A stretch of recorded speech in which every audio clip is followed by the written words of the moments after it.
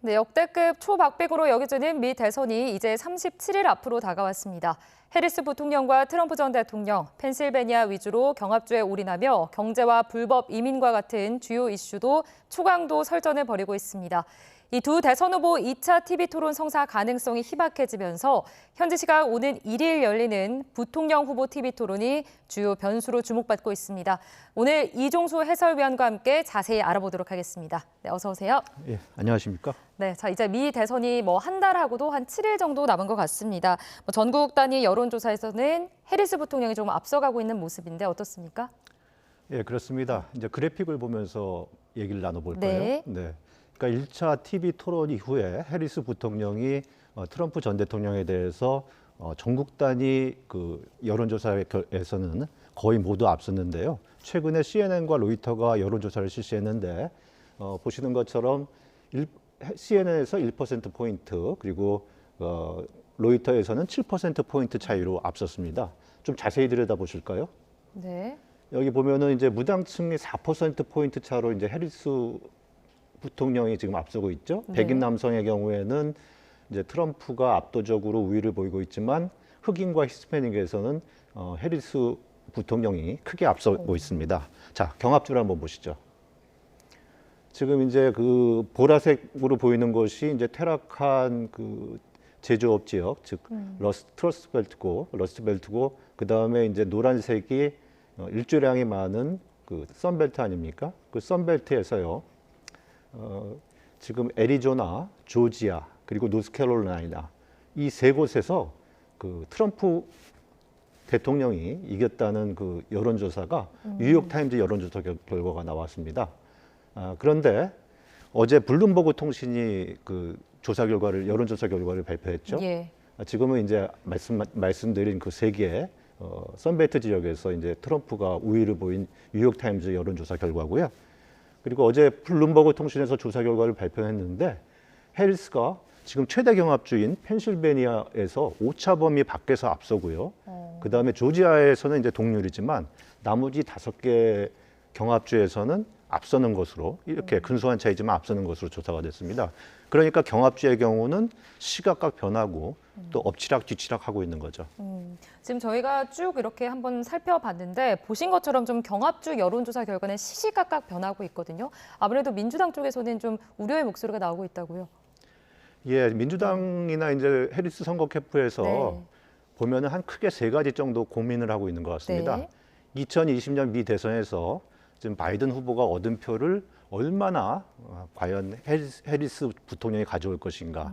지금 백인 노인표가 변수고요. 예. 그다음에 미국 최대 운수노조 팀 스터스라는 데가 있는데 여기는 그 당시에 바이든을 지지했는데 지금은 해리스를 지지 않고 중립을 선언했거든요. 네. 그리고 해리스의 주요 지지층이라는 게 이제 20, 30대 젊은 층인데 이들이 여론조사에서 지지는 하지만 과연 얼마나 투표를 할 것인가.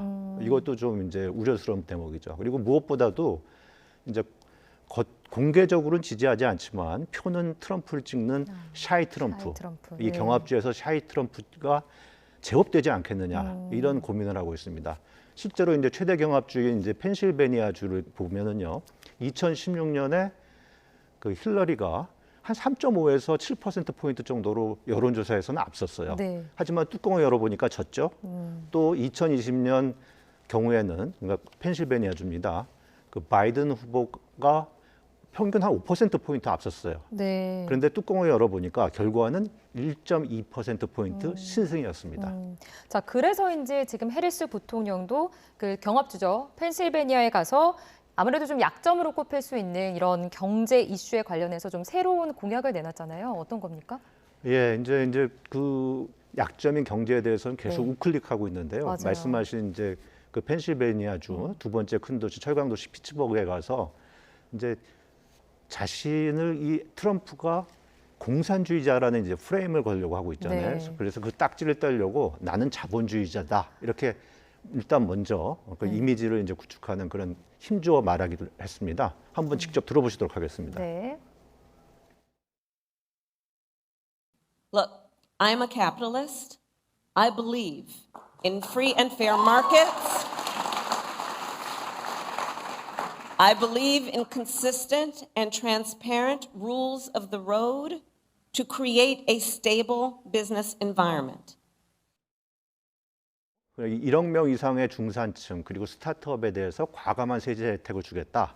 자신은 이 그 중산층과 경영인의 친구다라고 강조를 했어요. 이처럼 이제 자꾸 우클릭을 하면서 그 경제 정책 지지율이 트럼프와 한 12%포인트 격차가 났었는데 네. 최근에는 이게 6%포인트로 좁혀졌다. 이런 여론조사 결과도 나오고 있습니다. 그 아무래도 좀 트럼프 대통령에게도 펜실베니아가 승부처잖아요. 네네. 그렇기 때문에 아무래도 공략에 좀 전력 투구할 것 같은데요. 맞습니다. 그러니까 다음 이제 대선을 딱 한 달 앞두고요. 네. 다음 달 5일에 그러니까 1차 암살 시도가 있었던 곳이죠. 네. 펜실베니아의 버틀러로 가서 다시 재유세를 하겠다. 이런 계획을 밝혔어요. 이게 이제 미국 정보 당국이 트럼프에 대해서 이란에 테러 위협이 있다. 이런 경고가 있는 가운데 이루어지는 겁니다. 트럼프는 실제 자신에 대한 이란의 테러 위협 가능성을 이제 거론하고 있는데요. 한번 직접 얘기를 들어보실까요? 네.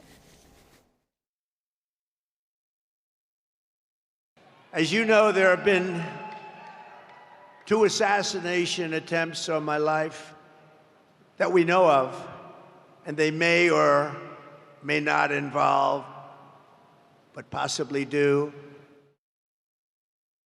고령이 약점이잖아요. 그렇죠. 예, 그런데 이제 자기가 테러 위협이든 또는 뭐 암살 시도든 그런 네. 것과 관계없이 약속대로 현장에 가서 다시 유세하겠다. 이런 강한 지도자의 이미지를 보여주려는 것이고요. 또 다른 게 이제 지금 오늘 뭐 빅뉴스입니다만 이스라엘이 이제 헤즈볼라 수장을 제거했잖아요. 네. 그러면서 이제 중동의 긴장 고조 이것 때문에 중도층, 무당층이 좀 피로감을 느낄 수 있는데 그들 이란의 그 자신에 대한 테러 위협을 이렇게 좀 부각시키면서 그들의 표심도 얻어보고자 하는 그런 전략도 깔려 있다고 볼 수 있죠.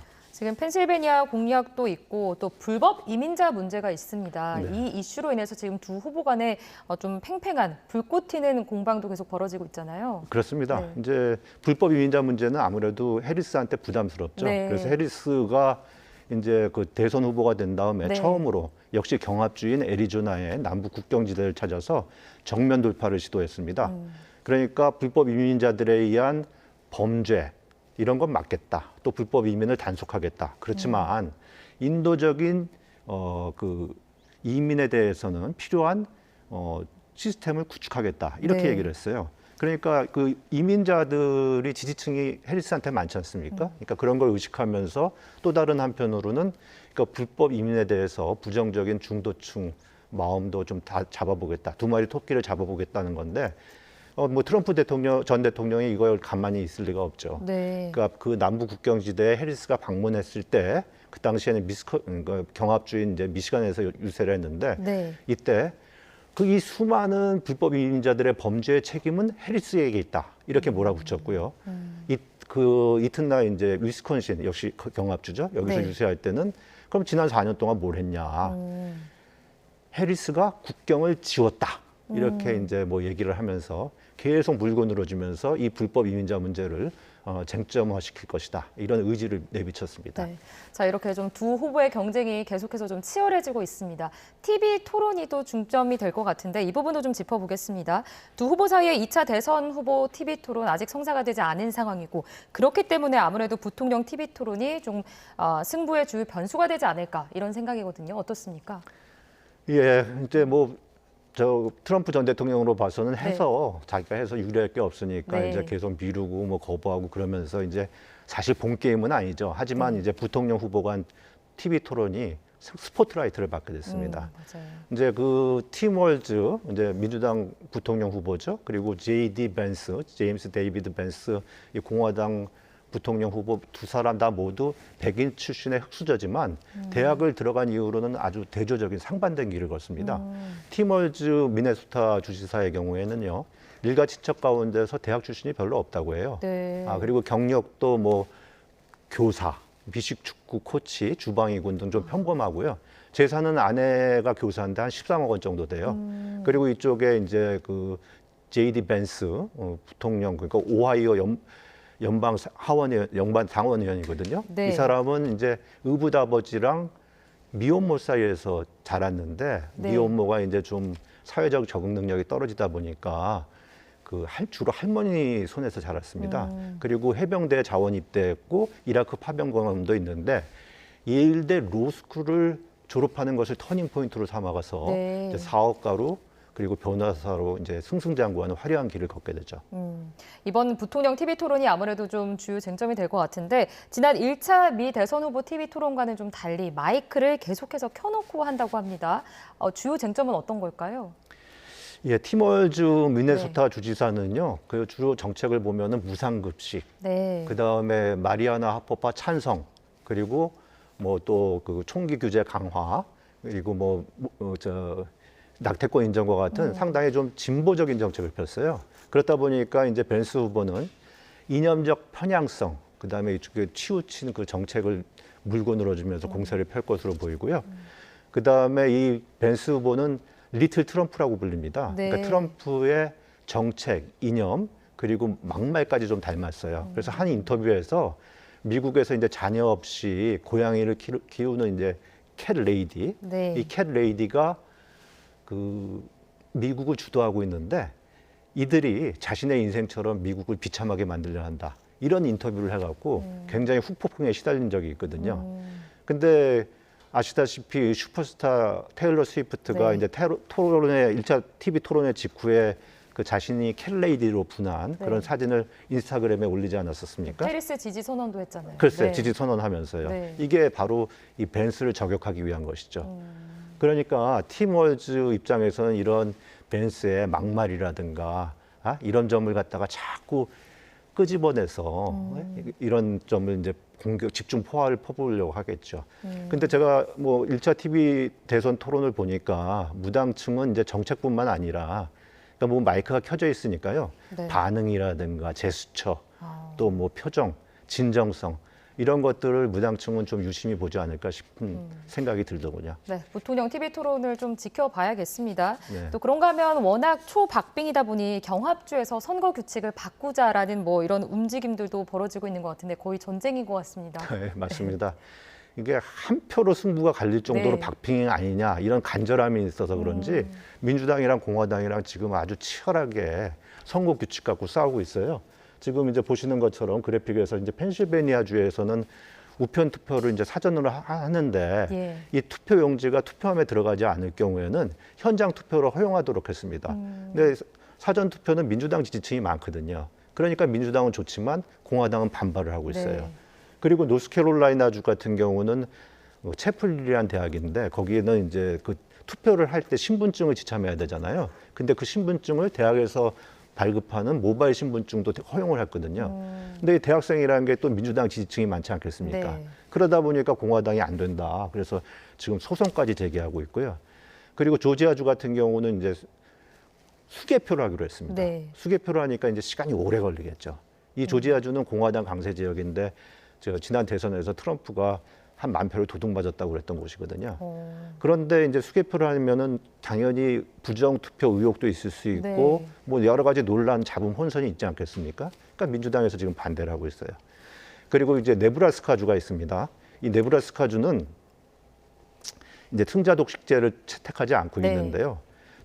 선거인단이 5명인데 2명은 승자 독식제를 하고 3명의 경우는 투표 결과에 따라 할당하는 방식인데 이것을 이제 공화당 우세 지역이니까 완전히 승자 독식제로 바꾸려고 했는데 아이러니하게도 공화당 주지사가 반대를 해서 지금 무산이 된 상황입니다. 정말 한 표 한 표에 이제 두 후보가 사활을 거는 모습인데 자 그렇다면 미국 대선 판세에 영향을 미칠 또 다른 변수 마지막으로 한 가지만 좀 짚어주시죠.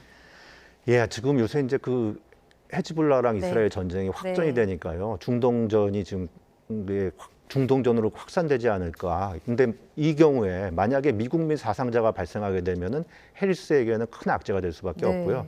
지금 한 달 남았는데 뭐 미국 경제가 어떻게 될지, 뭐 이를테면 미국민이 어떻게 체감을 할지, 고용률이라든가 뭐 물가 이런 것도 승부에 영향을 미칠 텐데 네. 누가 지금 두 차례 트럼프의 암살 기도가 있었을지 또 해리스 사무소에 총격이 있었을지 알았습니까? 이러한 돌발 변수, 10월의 서프라이즈가 미국의 대선의 판세를 요동치게 할 수 있다. 뭐 이렇게 볼 수 있고요. 요새 미국 대선 관련 유행어가 끝까지 가봐야 한다. 네, 이겁니다. 그렇군요. 예. 네, 그렇죠. 현재로서는 알 수 없기 때문에 끝까지 가봐야 알 수 있을 것 같습니다. 네, 지금까지 이종수 해설위원과 함께 짚어봤습니다. 고맙습니다.